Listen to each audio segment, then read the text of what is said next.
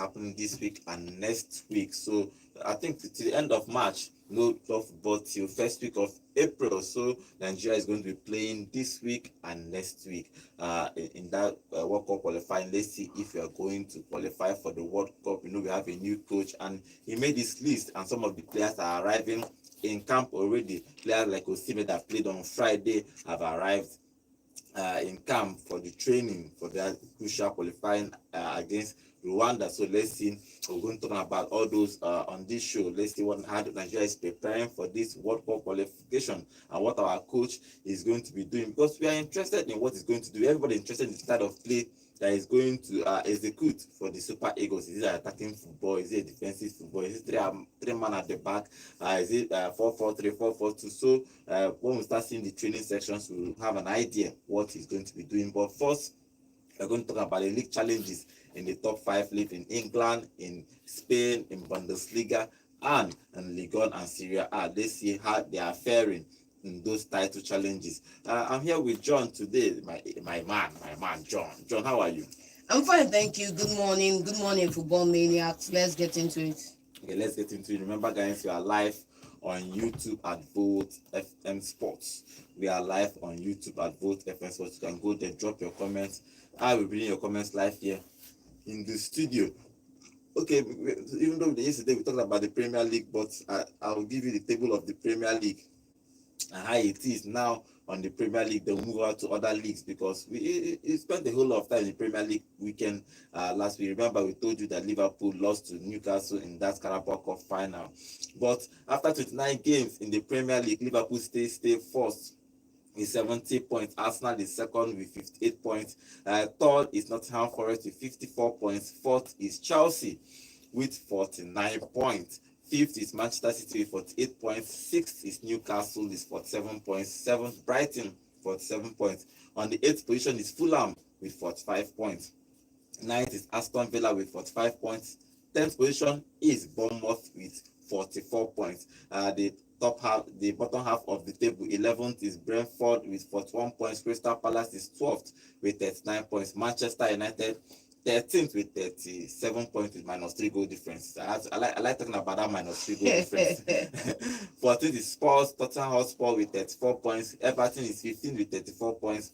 West Ham is 16th with 34 points. 17th is Wolves, 26 points. Then the bottom 3 is Ipswich Town with 17 points. Leicester City 19th with 17 points.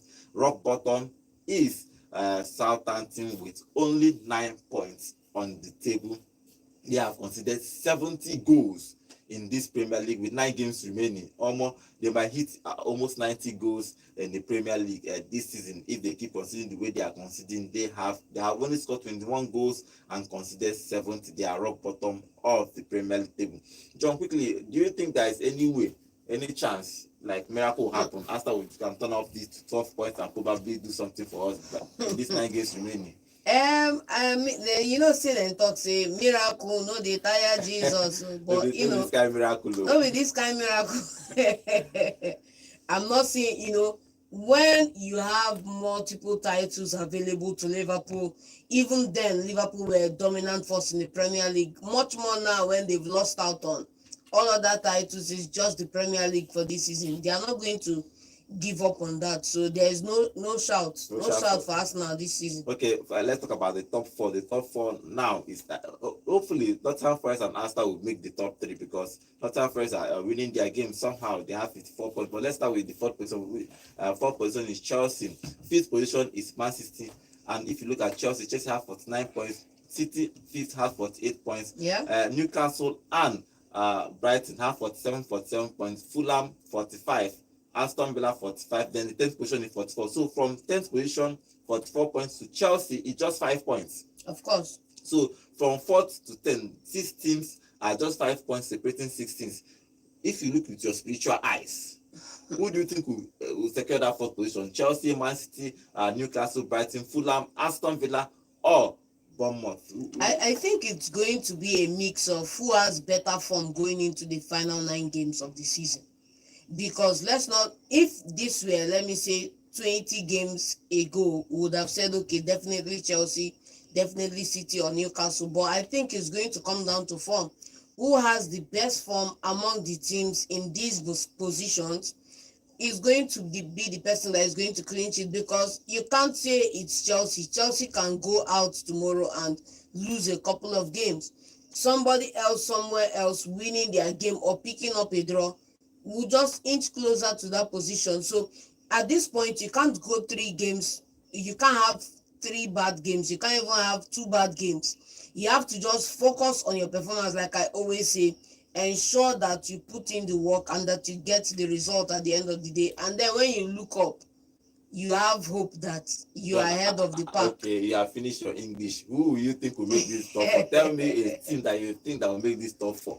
I think the 2 teams that are in that position will be the best position for it. So Chelsea and City. Yes. So let's see if Chelsea and City will make that top 4. It's going to be, this 9 games is going to be interesting from 4th to 10th. It's just 5 points separating all of them. So let's see if Chelsea can maintain, or if City can probably nick in and win that top 4. Remember, Pep Guardiola, since he took over Barcelona 2009, have not played anything in Europe apart from the Champions League. So it's going to be rare. It's going to somehow see him in the Europa League. But there's always the first time for everything. Of course, it was the first time for Jose Mourinho when he took Manchester United to the Europa League, and then obviously he won it. So. Okay, so let's see what happens in that encounter. But for the Premier League, it's going to be 9 more games remaining. Let's see who wins the Premier League and who makes the top 4 in the Premier League. The top scorers in the Premier League is Salah with 27 goals. Haaland is second with 21 goals. Then finally, the top position is Isak with 19 goals. In assists, Salah have 17 goals, and Robinson have 11 goals, and Saka, even though he's injured for the past 2 months, has he's third with 10 assists, and Robinson have 10 assists. So I think Salah is going to win the Golden Boot and the top assist, the top player of the year. But let's see what happens at the end of the year. So that's all for the Premier League. It's going to be a fierce battle. It's going to be this, especially that top 4, because we have all agreed that it's a fierce one. No two ways about it. We have all agreed that Liverpool is going to win the league. There is no way in this world that Arsenal can cover up 9 points. 12 points actually in the next 9 games is going to be tough. But miracle the tire Jesus for Arsenal fans. So they can pray, they can believe. Probably this form that Liverpool in, they will continue that form and start losing games, but it's going to be hard. Okay, let's dive into the La Liga. La Liga happened throughout the weekend. It's going to be an interesting battle too in the La Liga. If you look at the way that league is taking shape, it's Barcelona, Atletico Madrid, and Real Madrid that are the 3 teams fighting for that title. Well, if you look at the result that happened the weekend, Las Palmas and Alaves played a 2-2 draw. Valladolid 0, Celta Vigo 1. Other games that happened is Mallorca 2, Espanyol 1, Villarreal 1, Real Madrid 2. Girona and Valencia played at a 1-1 draw. Leganes 2, Real Betis 3. Sevilla 0, Atletico Club 1. Getafe 1, Osasuna 1, Getafe 2. Rayo Vallecano 2, Real Sociedad 2. Atletico Madrid 2, Barcelona 4. Okay, let's talk about Real Madrid. Real Madrid playing at winning that game 2-1. I think they are looking to win this title again. But Barcelona is there. This is that Atletico Madrid opens that gap. But let's talk about Real Madrid first. Okay, no problem. Real Madrid winning Valencia 2-1. Yes, kudos to the main man himself getting 2 on the night. What's his name now? Kylian Mbappe on the night, getting 2 goals, But then, obviously, Real Madrid conceded in the early minutes of that match. It wasn't something that was nice to see, but then they are always called the comeback kings, and they are called comeback kings for a reason. They were able to get back into that game, score 2 goals, and then they were able to close out the game for the remainder of the 90 minutes. And, this is where we say that we are going to start seeing the separation happening, because 3 teams in pole position to fight for this La Liga. Of the 3 teams, Atletico Madrid were 1 point adrift before they went into these weekend games, and unfortunately for them, going into these weekend games, they lost to FCB, and now they are 4 points away from the top. It's now Barcelona, Real Madrid, and then it has to now be, maybe if both teams, let me say, they are clashing or they get a poor run of games before Atletico can come back into the running for the title. So It's going to be a close one to call, but I think it's between Barcelona and Real Madrid right now. It's just 4 points. 4 points. Atletico can make up 4 points. And is the problem is not if you can make up the 4 points. The problem is when you are going to see the 4 points to make it up. When are Barcelona and Real Madrid going to play each other again? Secondly, when are they going to both lose the same weekend? That's the thing. Okay, talking about Barcelona. Barcelona played Atletico Madrid. The funny thing about that game is Atletico first scored 2 goals, and probably they thought they were going to win them. Barcelona scored 4 in the last 20 minutes of that game. Phenomenal game. It was a fantastic game. You know, the other game ended 4-4 in the Copa. Yes, Copa del Rey. Ended 4-4, but this one high scoring game again. 6 goals in the game. Good game for Barcelona. Good game for Barcelona.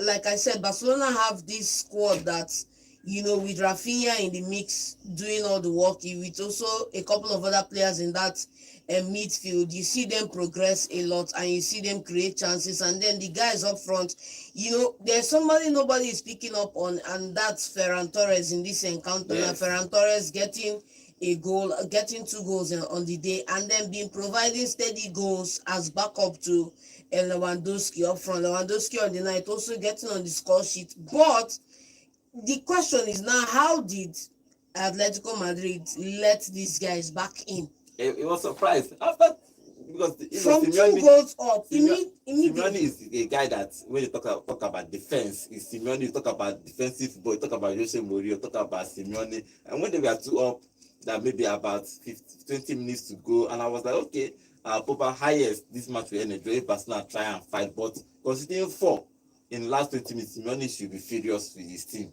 Definitely furious with the team. Like, you know, 2 minutes after Solot got the second goal for Atletico Madrid, Lewandowski got the opener for Barcelona, and then you had the Ferran Torres goal courtesy of Rafinha, you had the Yamal goal courtesy of Pedri, you have another Ferran Torres. Just like Ferran Torres and Rafinha have this, and what do they call it now, teleconnectivity on the night, because he was supplying both goals for Torres, and Torres was busy burying it, you know. I'm just still livid at how these guys could concede these 4 goals in the last. You know, the funny thing now, the game had extra 8 minutes in it, and then the 4th goal came in the final minute of that extra 8 minutes. It was terrible. It was terrible to see. But if you look at the way they played, I think they were too defensive. Maybe they scored 2 goals and then they wanted to like close up shop, lock up. Against FCB, it's going to be tough. This is normal for Atletico. They even lock up shop when they score 1. Talk less of when they score 2, and there are almost 20 minutes to go. But that game ended 4 goals to in favor of Barcelona. Barcelona are the league leaders. If you look at that game in general, it was an interesting game to watch. Yamal scoring the final goal, Torres scoring 2 goals in that game, Lewandowski scoring from, I think it's just basically for 15 minutes to the end of the game, they started scoring. But let's see what happens with Barcelona, because if you look at the statistics in that game, Barcelona had more position, more shots on target, 6. Even though that Atletico had 7 shots and 2 shots on target. Those 2 shots on target was 2 goals they scored in that game. But Barcelona came back to score 4 and win that game 4 goals to 2. So I like what Hansi Flick is doing with this Barcelona team. He's building this team, and it's going to be interesting what they are going to do at the end of the season. I think where Atletico Madrid have it wrong is, you know, if you look at the possession, you see that Barcelona had more of the ball, right? Normal. In this encounter, there are other teams, even teams in the Premier League, that, you know, they are defending, but they are the ones holding the ball. They are not the one holding the ball. They defend with the ball. If you could add that dynamics to the way they play, because in this game, if Barcelona had to fight for possession, they would not have scored as much as they did, and they probably wouldn't have got the winner. Okay, let's see what happens in the La Liga. Okay, let's give you a table in the La Liga. Barcelona, after 27 games, you know, they have 1 more game to play. A game in hand. A game in hand after one of their doctors died before the game, so that game was cancelled. So after 27 games, they have 60 points. Real Madrid have played 28 games with 60 points. Atletico is third in position with 56, but just 4 points behind Real Madrid. If Barcelona win their outstanding game, it becomes 7 points. So it's going to be tough for them to win that La Liga. So that is the top 3 in the La Liga. Top 4 is Atletico Club. It's 52 points. They are 4th on the position. If you look at the relegation battle in the La Liga, 18th is Leganes with 27 points. Las Palmas has 25 points, and Valladolid has 16 points in 20th position. So probably they will probably go down on this position, but they have a fight. Especially Leganes have a chance. Even Las Palmas 25th look at to from 28th. Even Espanyol, 15th yes, from Espanyol. 15th down. Espanyol is at 28 points, and if you look at even Leganes, just 3 points behind them. So I think it's going to be a fierce battle to see who is going to survive this La Liga this season. But for now, Barcelona stay first in the La Liga. If you look at the top scorer in the La Liga, Lewandowski has 22 goals, and Kylian Mbappe is second with 20 goals. Who is going to win this golden boot between Lewandowski and Mbappe? I would say Lewandowski. Why? Because he should just win it. Why? Is it Barbele? They have 10 more games to go here in the La Liga. So. And Lewandowski scores for fun, so why not? Kylian is scoring for fun. Why? Let's see. Let's see. You don't want Kylian to win this golden boot. Kylian is only scoring. Imagine him coming to this La Liga the first season and winning the golden boot. Come on, it's a good thing for him. I think he should win. Bellingham didn't achieve it last season, so Bellingham is a midfield. He's a midfielder. Somebody else should achieve it. Okay, let's see who is going to win the golden boot in the La Liga. Lewandowski has 22 goals, and Mbappe has 20 goals. His second position. The highest assist in the La Liga is Yamal. Yamal is there with 11 assists. Good boy, good. I think I like that boy. That boy is good. I think Rafinha will catch up on him soon. Rafinha, I see 8. 8. Just 3 more assists. Now he got 2 assists on Sunday. Okay, let's see who's going to win the best playmaker in the La Liga come end of the season. Okay, let's jump into the Serie A quickly because it's happening in Serie A too. I'll give you the result and talk about the title contenders. On Friday, Genoa played 2-1 win against Lecce. On Saturday is Udinese 0, Verona 1, Monza 1, Parma 1, Milan winning Como 2-1. Dele Alli was introduced in that game. He got his red card after playing. I think he's been out for around 2 years. He had depression and all that. A whole lot of things was happening to that young boy. But Fabregas is giving him a lifeline, even though he got a red card in this game. But it's still a lifeline. Let's see if he's going to somehow bring up his career again. Other result is Torino 1. Empoli 0. Venezia and Napoli played at a 0-0 draw. Poor result for Napoli. The biggest shock is Bologna 5, Lazio 0. Roma beating Cagliari 1-0. Fiorentina beating Juventus 3-0. Yes. Then the big one in the weekend is Atlanta 0, Inter Milan 2. So Inter Milan winning that big game. Lookman played that game, but he could not score. It could help Atlanta to get anything from that game. Okay, let's start with that game, especially Atlanta and Inter Milan.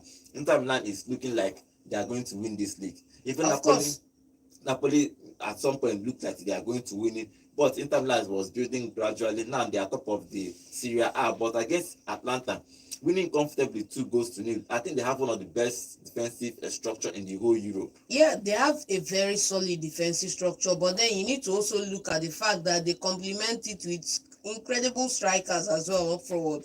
On the night, I felt that in this encounter, Atalanta title hopes died on this night, because if they had beaten Inter, they would have closed that gap at the top, and they would have been within a touching distance, if not moving closer. If they have beaten Inter, they will go first on the table. Of course. So in this encounter, we have to go back and look at what died in this encounter, because we saw these two teams go for it, but unfortunately for them, it wasn't to be.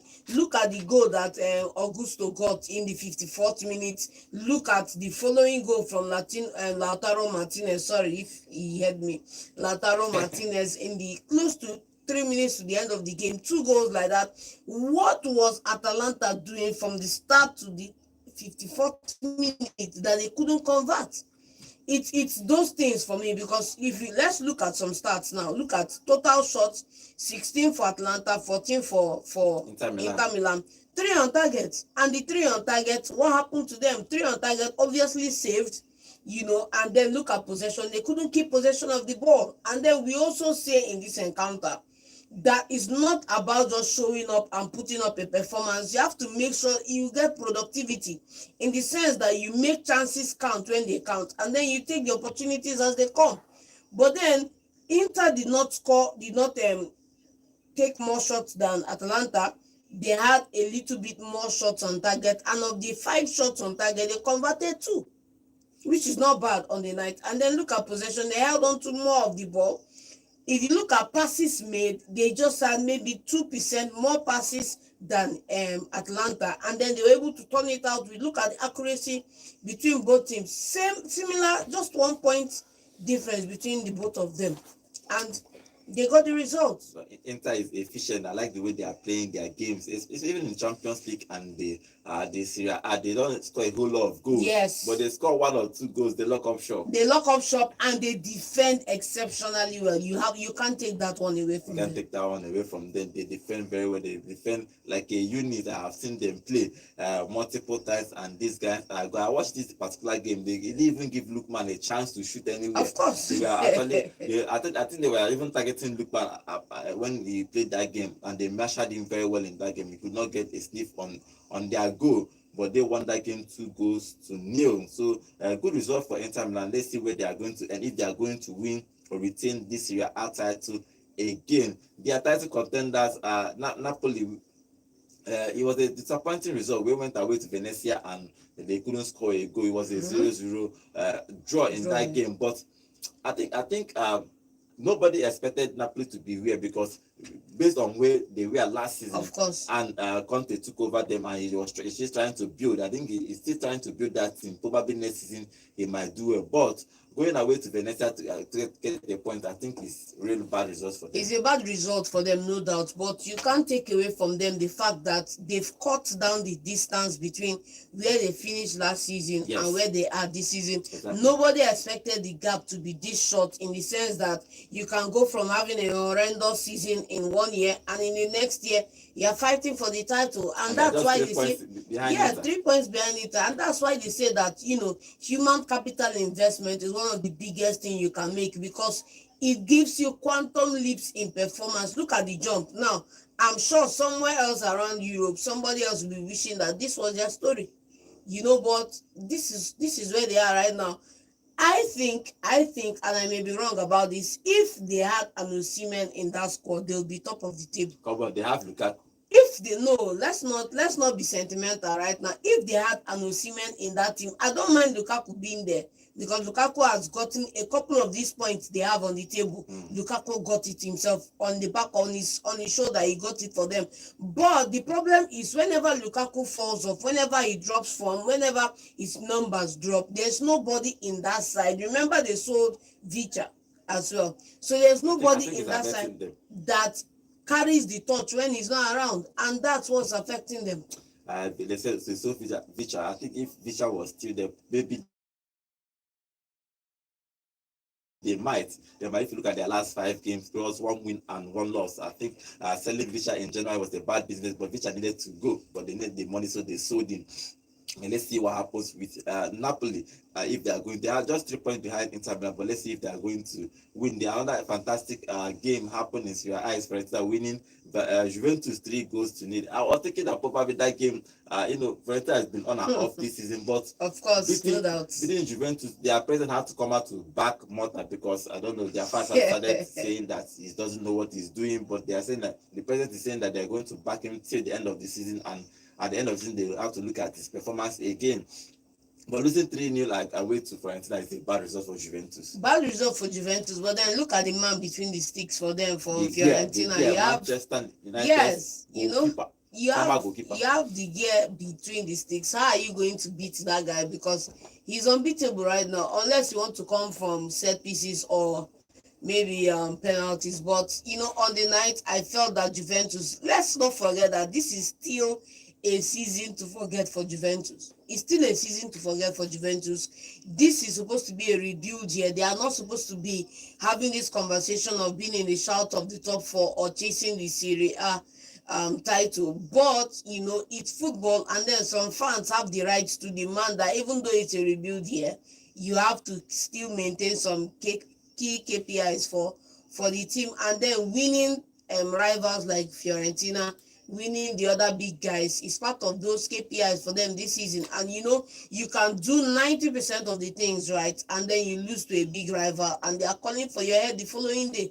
That's football. Okay, let's see what happens in the Serie A. If you look at the table in the Serie A, Inter stay first, and on that table with 64 points. Napoli has, after 29 games, has 61 points. Atlanta has is third on position with 58 points. Then fourth position is Bologna with 53 points. If you look at the relegation battle the in the Serie A, Empoli has 22 points, 18th Venezia, 20th on the table. 19th on the table with 20 points. Then Monza is last on the table with 15 points. So probably I think they are going to relegate, but let's see who is going to survive this Serie A and who is going to win the Serie A next season. Okay, so the Bundesliga is happening, and obviously our guy, everybody is expecting our guy to win his first title in his career. We're talking about Kane. Remember, Kane have not won. I think he's 30 years old, and he has not won.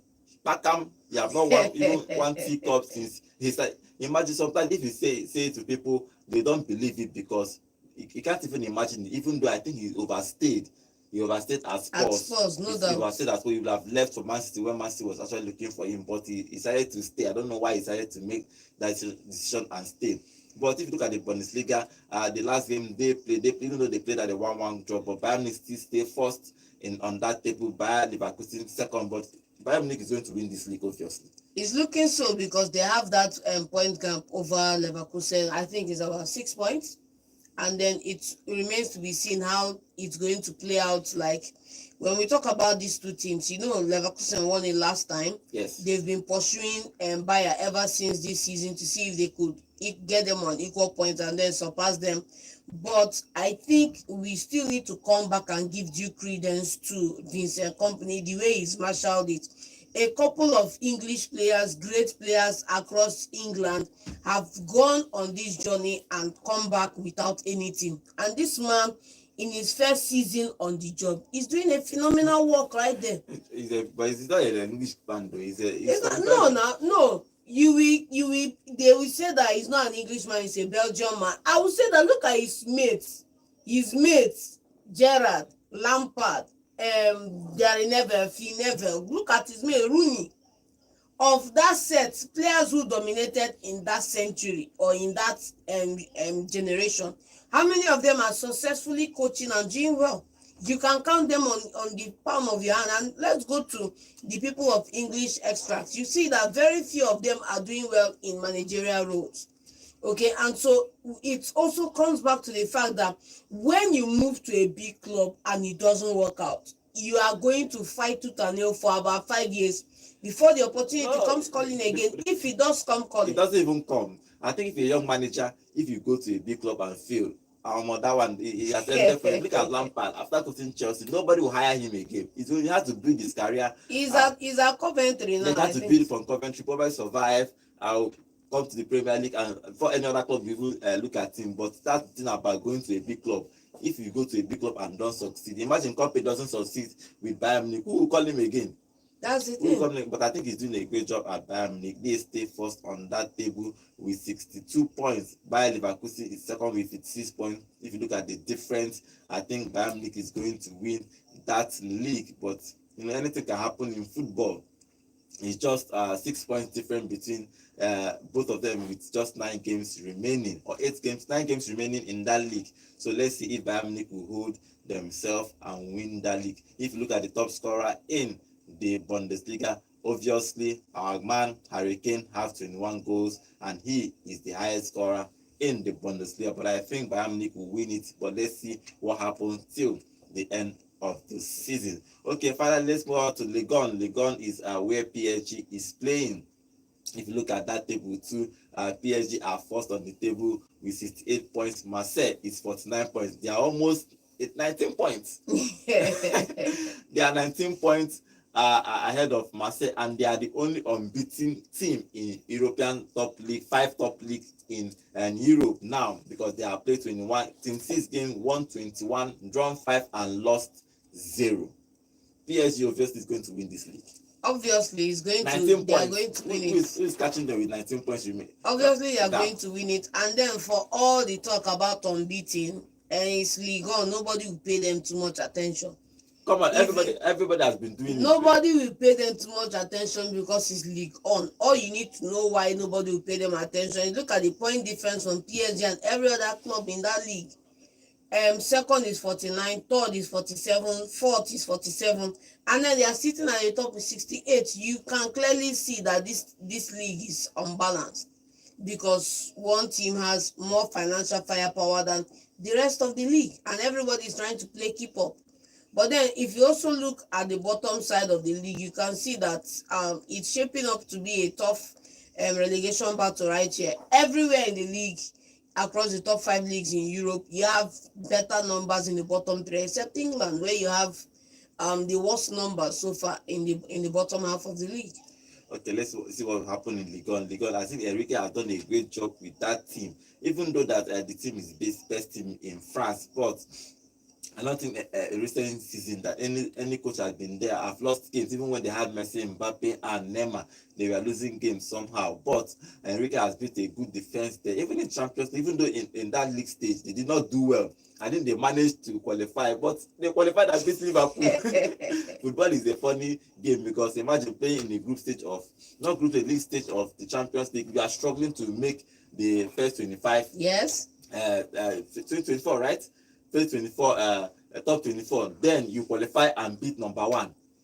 And number 1 is out. Number 1 is for their perfect result and perfect record, they are out. Just imagine from that struggling, and they are one of the favorites to win the Champions League this season. But let's see what PSG is going to be doing because they have done a great job. Enrique has done a great job at PSG. He has bought young, smart players and turn that team around. If you look at the top scorers in the Ligue 1, our man, I call him our man now, Dembele, somehow is scoring goals. He has 21 goals in this Ligue 1 season. Greenwood is second with 15 points. Then Jonathan David, 14 goals. I think Dembele somehow, especially this 2025, he picked up form. He started playing as a striker, picked up form and started scoring braces everywhere. He's doing well for himself, no doubt. He's doing well for himself. Okay, let's see what will happen in the Ligue 1. Who is going to? In fact, PSG is going to win the league, so we are going to start looking at them if they are going to win the Champions League this season. Okay, that's all for the all top 5 league in Europe.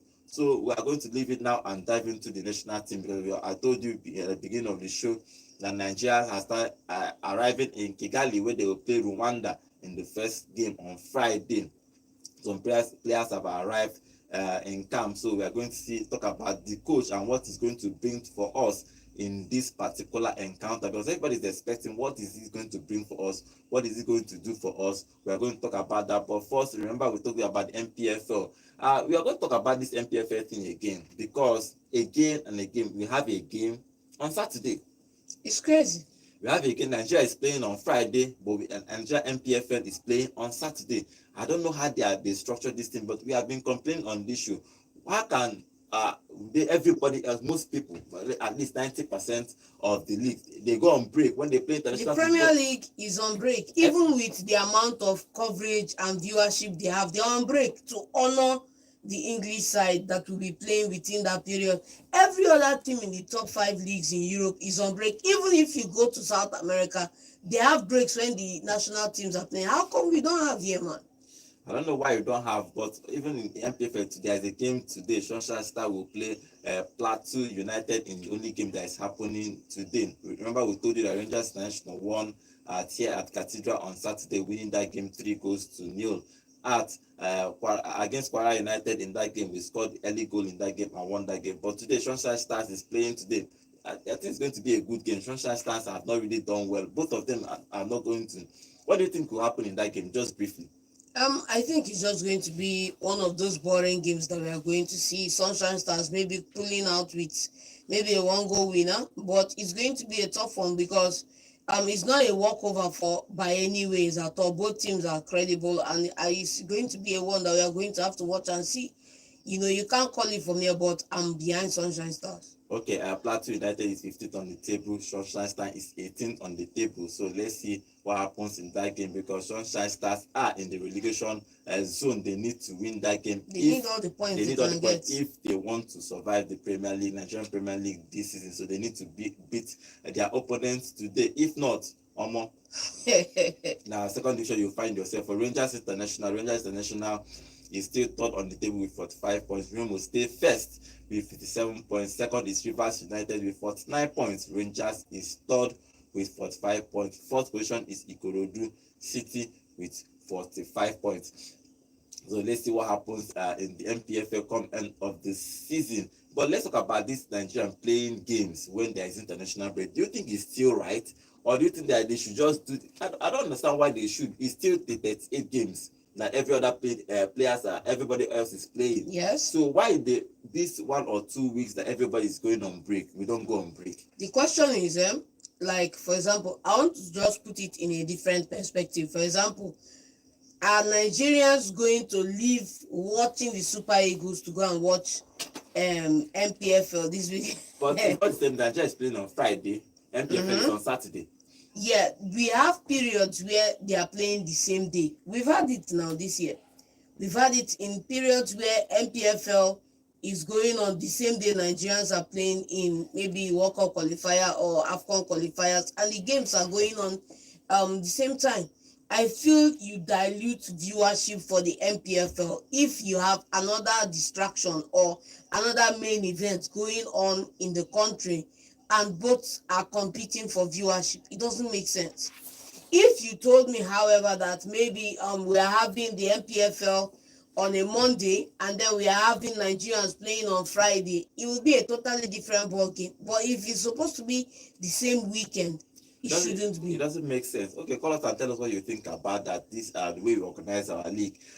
If it's right for us to be playing games where Nigeria is preparing for the national team, because I don't think it makes sense. Even though some of the Nigerian players have arrived at Kigali earlier enough, like Osimhen have arrived, but I don't think it's right when Nigeria is preparing to play a game on Friday and Nigerian players, local players are trying to play game on the same Saturday. It doesn't make sense to me. So call us and tell us what you think about that organization, the way MPFL and the NFF are organizing this whole event. I don't think it's right. The number to call is 0706 048 5853.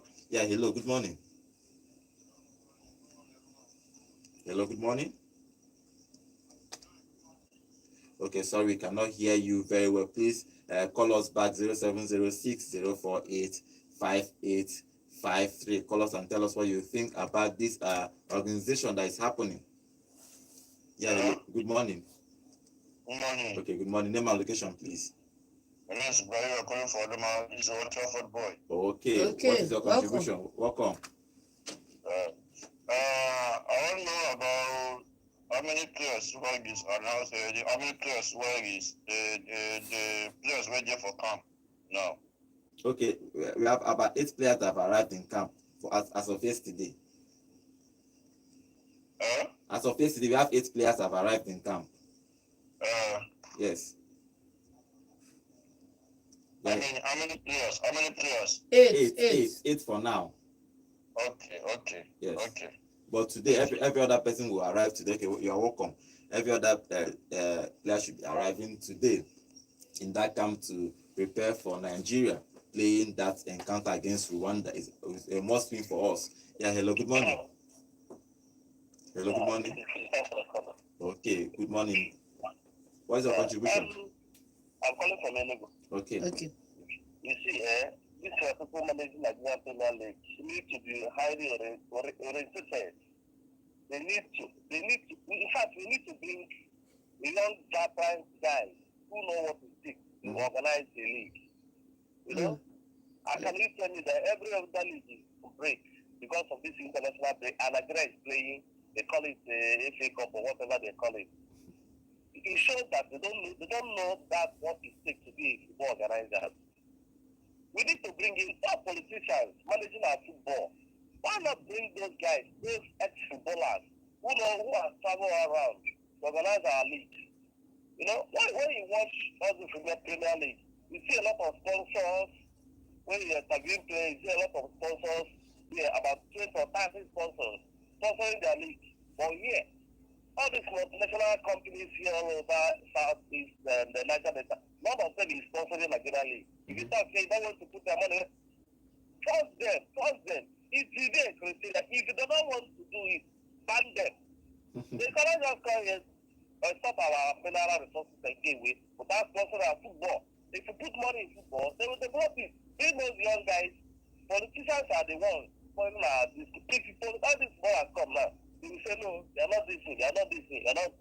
They will just push them away and gather there because there is money, dollars, all this they are sharing. That's why Nigerian football cannot go forward. You see that, look at, okay, now they have invited a lot of players. Mm-hmm. How many Nigerian players playing room is here? That's the problem. About two. That's one or two. You know, it's very bad. They're not promoting the league. There should be, well, I remember when West Ham was there, West Ham brings about 5 or 6 or 7 players. Even Keshi. Yes. You see. Even Keshi. I remember when Kanu was with TikTok from a national. They culture them. All these people, I know them, Bantan, Mondo Bantan, and the rest. They're all from Nigeria Premier League. They were developed, you know, international. This family can see today. But let me just leave it for another day. Thank you. Have a nice time. All right, thank you, and thank you very much. Okay, it's sad. I don't know how they are going to do it. I think that doing it is showing that, like the football fans in Nigeria, that you are not interested in the MPFL. So because everybody is going to be interested in Of course. in the Super Eagles. Yes. We are struggling to pull fans to come and watch our games. We are struggling, and these things are, you have to organize this thing better. There is no way you play the same 38 games everybody is playing. We are playing it, so it's not like it's a different. We are playing more games or something like that. Yeah. Hello. Good morning. Good morning. Good morning. Good morning. Name and location, please. The Bishop from Tansekun. Okay, Bishop, what's your contribution? Regarding the question you are asking, first of all, the thing is this: we have a fundamental problem in Africa, not only in Nigeria. Exactly. Some of our legs in Africa having still on, you can take. Then the thing is this: in Nigeria case, because the new NGFS players, like maybe 1 or 2 is the one going with them. Mm-hmm. That's why they feel that they cannot stop today. You can't start comparing England or Spain. Look at them playing their league. I think it's only Jude, like in a serious match. Maybe you can count Jude or Hurricane at this recent that are not the players playing in their room. Yes. So you can't say that our league should be on. The clubs will not reduce the players. The same thing with the Spanish now. You see most of them are coming from their league. But our own our main players that come from the league. What do you think will happen? You think you can execute this game if the English Premier League or that leagues are on? John, do you think you can execute this game? It's going to be It's going to be hard. Now, another will not come. Many of them will be this. But because others stand there on great, sorry, that's why we can be able to play. And because we don't make use of our own players. Because they are not good enough to do that. That's also another issue. If you carry or even carry 3 million of them, you can't do that. Those will go with you on the bench. That is the problem. If you are fighting this, you can also fight why Nations Cup be played in January. Even other leagues are on. We have been fighting for that one. We're still to know our best. Other leagues should be on in January. Why others play South America, Euro, and other competitions play their own during the summer when the league is up? But during January, they will play our players from their different clubs to go and play Nations Cup. I think that should be the major discussion. I have talked about this thing. What is CAF need to do? Then I was discussing with a journalist. What he was giving me that because during January, Africa is much better in terms of rain and good stardom. During that June, July summer, August summer, Africa will be in a mess because of the rain and the kind of stardom we have here. Then why can't we make our stardom best on world standards? Leaders don't have the money. We have money. We just try to back the money. I think the Africans have the ability and the money and the resources to make a good stardom that can withstand the rainy season. In the Euro, when they play in rainy season, people will sleep. Of course. Yes. They will still play. If their game still go on, they don't stand their league, they don't stop whatever thing they are doing. But in Africa, we only do that. We have a fundamental problem. And the management and the running of everything we do here in Africa is very from all of them, especially in the foreign aspect. They only care about the money, not how to sit down on the round table and discuss how this thing will move on. How shall we going to run this thing? What are we going to improve this? If we have been doing in January, what can we do to shift it to July when the summer? Now you will pull Salah, you will pull this one, you will pull Victor, you will pull this one. Then the club will suffer. At a point you get an issue, the club will not want to release them. Can't you sit down and discuss this? How are you going to make it fair to all of them? I don't understand. We have a fundamental problem in Africa. We have to. We get up, our leaders will not do do anything about this. All right, thank you very much. Thank you very much. Yesterday, players that arrived yesterday, Osime arrived, Bruno Oyemechi arrived yesterday, and Papa Daniel arrived yesterday. Kelo, okay, Bonkole arrived yesterday. People that arrived yesterday. For today, people that arrived today.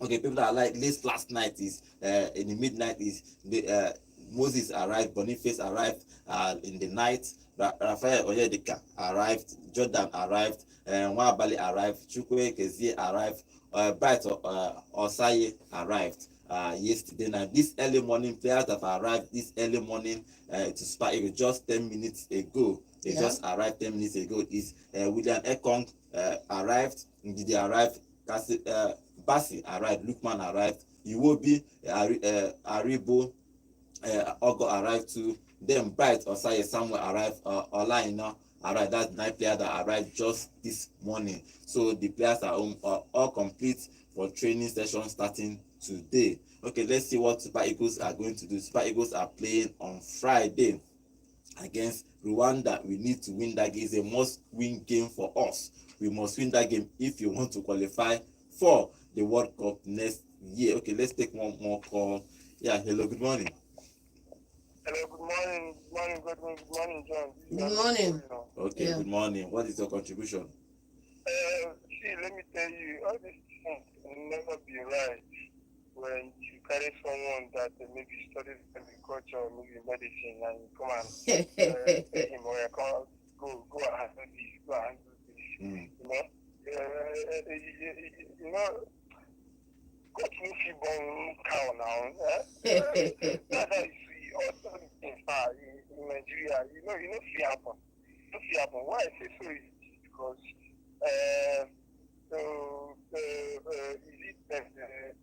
Amach Phoenix, just handler for NFF. He has been there in among the CAF Council or FIFA Council. He has been close to his activity, and nothing is yet to happen in Nigeria. He put actually that he single-handedly put Kuso there. Things are not going to be, right, put in perspective the way it ought to be. We do one step forward and 10 steps backwards. All these things won't be in the way things are supposed to be in Nigeria.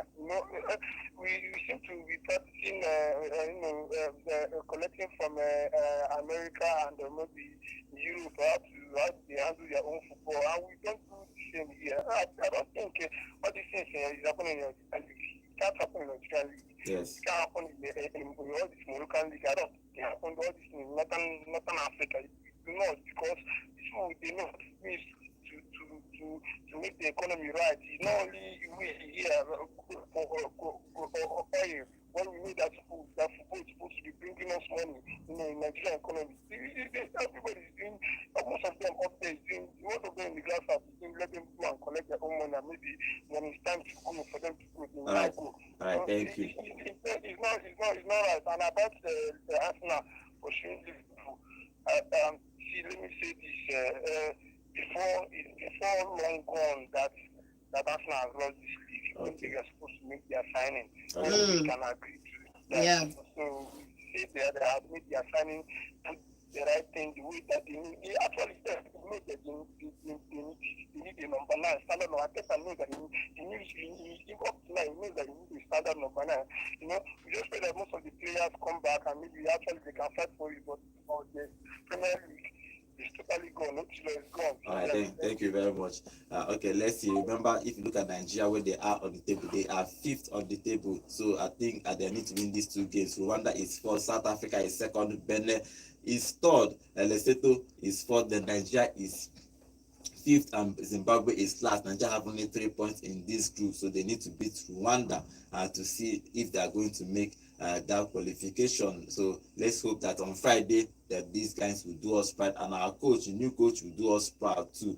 Finally, on our YouTube channel, remember guys, we are live on YouTube at Volt FM Sports. And Solomon is saying, before we criticize the NFL, MPFL, let's ask how many players from the league that we are called up. It's not the same with other leagues that their club gets more than 20 from the league. Yes, I understand that, but we should actually respect it. That's why I think it's Of about course. respect. It's about respect. Just respect that Super Eagles are playing. Let's give them a break. Let's get into rest and watch. And the Nigerian players play. I don't think it's right to be playing national team and the league is going on. But they decided, because that means they don't even have a plan to be calling homegrown players, which is actually wrong. I think that at least one, if for me, I would make a quote that at least 5 guys from Nigerian PFA should be playing national. Even if they don't play, let them be called up. They have this experience. It promotes our own league, but let's see what happens with Nigeria if they are going to organize it better, because our league needs sponsors, it needs better organization, it needs everything in Nigeria. In fact, everything in Nigeria, we need better things in Nigeria, everything, our economy and all that. But let's see if it's going to happen. And remember, Nigeria is still playing on Friday. Let's hope that Nigerian Super Eagles do us proud on Friday. On Friday, we are going to sit down and discuss that game very well. But from tomorrow, international break starts. Everybody is playing from tomorrow. The African, the South American, everybody, the Europe, everybody is playing from tomorrow. So let's sit down and enjoy international football for this week and next week. For 1st of April, we'll come back to club football. See you guys tomorrow. My name is Godwin, and have a wonderful day. Bye for now. Enugu, and welcome to Volt 104.3 FM, where music meets the voltage. Take a breath and enjoy the show. Alex Iwobi gets the ball out to the left-hand side. The delivery comes Entertainment.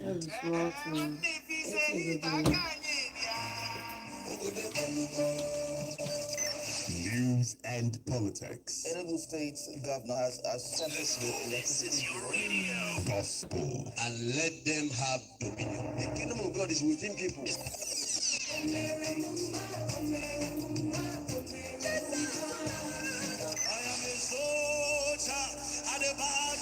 Odenibo.